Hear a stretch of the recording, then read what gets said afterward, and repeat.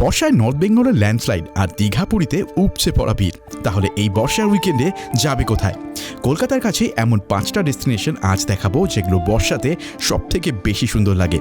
আর শেষের দুটো জায়গা দেখে সত্যি অবাক হয়ে যাবে আর এক্ষুনি ব্যাগ প্যাক করে বেরিয়ে পড়বে। 5 নম্বরে সোনকুপি পুরুলিয়া। পুরুলিয়াতে এমন একটা অফবিট ল্যান্ডস্কেপ যার কথা খুব কম মানুষই জানে। বর্ষায় সবুজ পাহাড় আর পাথরের সৌন্দর্যে একেবারে অন্য লেভেলের, সঙ্গে ট্রেকিং লাভার্সদের জন্য এটা প্যারাডাইস। 4 নম্বরে পারিখি ওড়িশা। একটাই জায়গায় সমুদ্র সৈকত, পাহাড়, জঙ্গল, নদী আর প্রাচীন মন্দির। এত বৈচিত্র্য একসঙ্গে খুব কম জায়গাতেই পাওয়া যায়। 3 নম্বরে ঝিলিমিলি। লালমাটির রাস্তা, সবুজ জঙ্গল আর বর্ষার প্রকৃতি। উইকেন্ড রোড ট্রিপের জন্য একদম পারফেক্ট। 2 নম্বরে হচ্ছে কাঁকড়াঝোড়। যদি একদম র জঙ্গল ভাইব খুঁজে থাকো তাহলে এটা তোমাদের জন্য।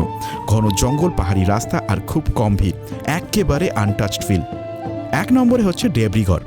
সব থেকে মজার ব্যাপার, বর্ষাকালেও এই জঙ্গল খোলা থাকে আর এখানকার বন্য প্রাণীদের দেখে মনে হবে এরা যেন সবাই জঙ্গলে আড্ডা দিতে এসেছে। এত হরিণ, গৌর, ময়ূর আর নানান ধরনের প্রাণী আমি একসঙ্গে জীবনে খুব কম জায়গাতেই দেখেছি। তাহলে এই বর্ষায় তোমাদের প্রথম ট্রিপ কোনটা? কমেন্টে জানাও। আর এমন অফবিট ট্রাভেল স্পটের জন্য চাঁদের পাহাড়কে ফলো করে ফেলো।